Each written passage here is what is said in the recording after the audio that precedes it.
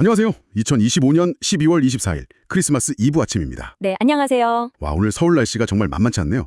최저 기온이 영하 10.6도까지 떨어졌고요. 낮 최고 기온도 영하 1.5도에 머문다고 합니다. 정말 추운 크리스마스 이브가 되겠네요. 네, 이런 날은 정말 따뜻한 곳에서 저희와 함께 여러 소식들 깊이 들여다보는 것도 좋겠습니다. 맞습니다. 그럼 바로 오늘 준비된 이야기들을 하나씩 살펴보겠습니다. 먼저 정치권 소식부터 짚어보죠.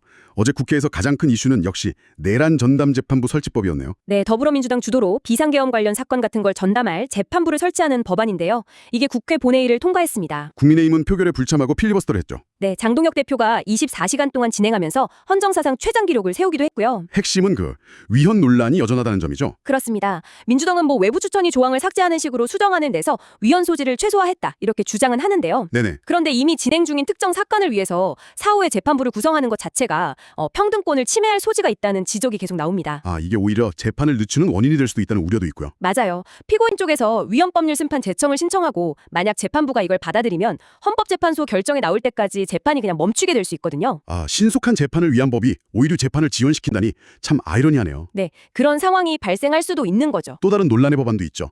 바로 허위 조작정보 근절법입니다. 네, 정보통신망법 개정안인데 언론사나 유튜버가 고의로 허위나 조작 정보를 유통하면 거액의 징벌적 손해배상 책임을 묻는 내용입니다. 이 법안도 오늘 본회의 통과가 유력하고요. 언론계나 시민사회에서는 우려의 목소리가 굉장히 크더라고요. 가장 큰 문제는 그 허위 조작 정보라는 것의 기준이 너무 모호하다는 점이에요. 기준이요? 네, 권력자가 이 모호함을 악용해서 자신에게 불리한 비판 보도를 위축시키는 그러니까 소위 입틀막 수단으로 쓸 수 있다는 우려가 나오는 겁니다. 특히 권력자들이 비판 보도를 막으려고 소송을 남발하는 전략적 봉쇄 소송이 더 늘어날 수 있다는 점도 문제로 꼽히고요. 한편 정부는 최근에 쿠팡 사태를 중대한 사회적 위기로 규정하고 총력 대응에 나섰네요. 네, 10개 부처가 참여하는 범부처 TF를 가동하기로 했습니다. 한 기업의 문제가 공급망 전체랑 사회에 미치는 파장이 얼마나 큰지를 보여주는 대목이죠. 방금 언급된 쿠팡 사태, 경제 분야에서 좀 더 자세히 들여다보죠. 이용자 이탈이 단순한 매출 감소 이상의 파장을 일으키고 있다고요? 그렇습니다. 쿠팡을 중심으로 아주 촘촘하게 얽혀있던 그 공급망 전체가 흔들리는 연쇄 반응이 나타나고 있습니다. 연쇄 반응이요? 네, 주문량이 주니까 택배사 물량이 줄고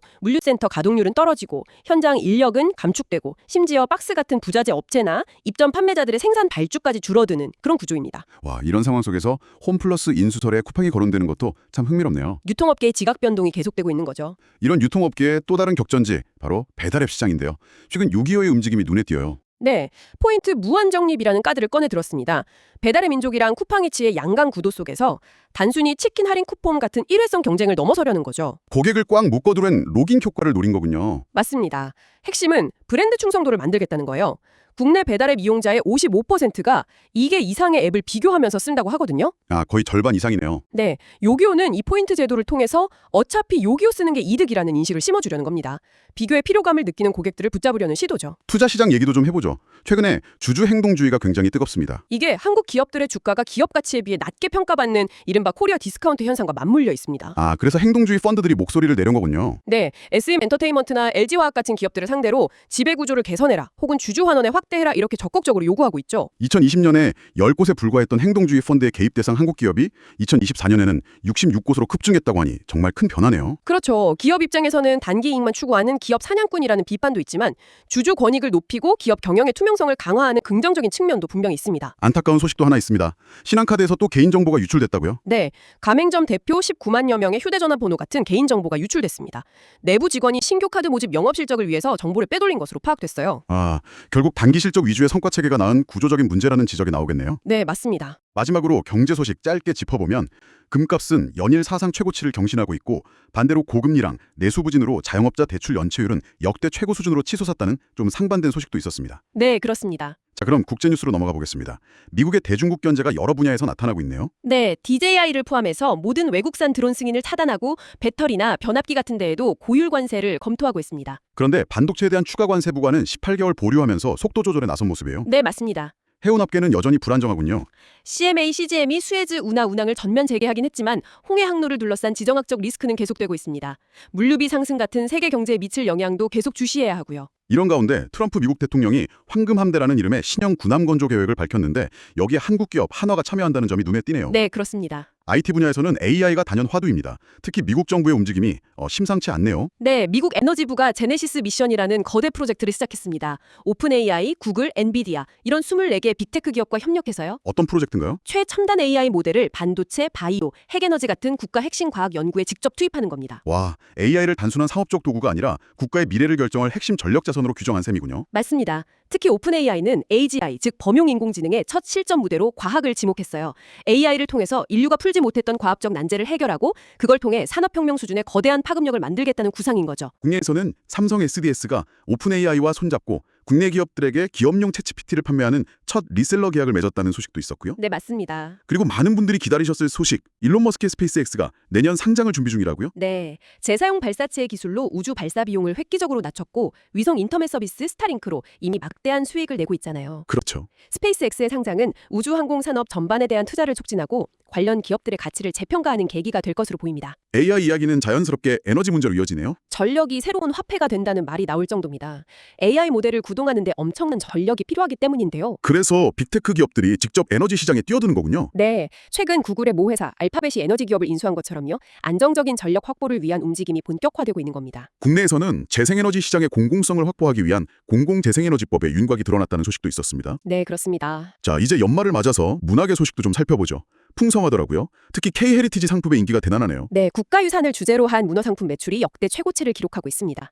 덕수궁에 새로 단장한 K-헤리티지 스토어는 궁궐 풍경을 그대로 즐길 수 있는 공간으로 인기를 끌고 있고요. 조선왕실 등 같은 상품은 10분 만에 완판될 정도라고요. 네, 그 성공 요인으로 꼽히는 게 유물을 우리 집에 소장한다는 경험을 제공했다는 거예요. 아, 경험을 제공했다. 내 마음을 사로잡은 거죠. 서울 곳곳에서도 연말 분위기를 즐길 수 있는 행사들이 많죠. 네, 광화문하고 한강의 크리스마스 마켓, 동대문 디자인 플라자, DDP의 미디어 아트쇼, 서울라이트, 그리고 올해도 천원에 즐길 수 있는 서울광장 스케이트장 등이 시민들을 기다리고 있습니다. 건축계에서는 지속 가능성이 중요한 화두로 떠오르고 있군요. 일본 코스메틱 브랜드 시로가 선보인 팝업 스토어가 대표적인데요.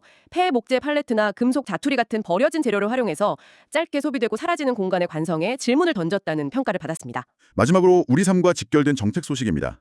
2030 세대의 국민연금에 대한 불안감이 큰데 내년부터 제도가 일부 바뀝니다. 네, 보험료율은 현행 9%에서 단계적으로 13%까지 오르고요. 노후에 받는 돈의 비율인 소득 대체율은 40%에서 43%로 오릅니다. 하지만 이게 근본적인 해결책은 아니라는 지적이 많죠. 그렇습니다. 소득 대체율 43%라는 게 40년간 꾸준히 보험료를 냈을 때 이야기인데 잦은 이직과 경력 단절이 많은 요즘 세대에게는 좀 비현실적인 수치죠. 저출생, 고령화라는 인구 구조 변화까지 맞물려 있고요. 네, 그래서 기금 고가 시점을 조금 늦췄을 뿐이지 지속 가능하지 않다는 비판이 나옵니다. 좀 더 희망적인 소식도 있습니다. 육아휴직자들의 대출 부담을 덜어주는 제도가 내년 1월부터 시행된다고요. 네, 육아휴직으로 소득이 줄어든 경우에 주택담보대출의 원금 상환을 최대 3년간 미룰 수 있게 됩니다. 육아기 가계의 부담을 덜어주기 위한 조치입니다. 오늘 정말 다양한 분야의 소식들을 살펴봤네요.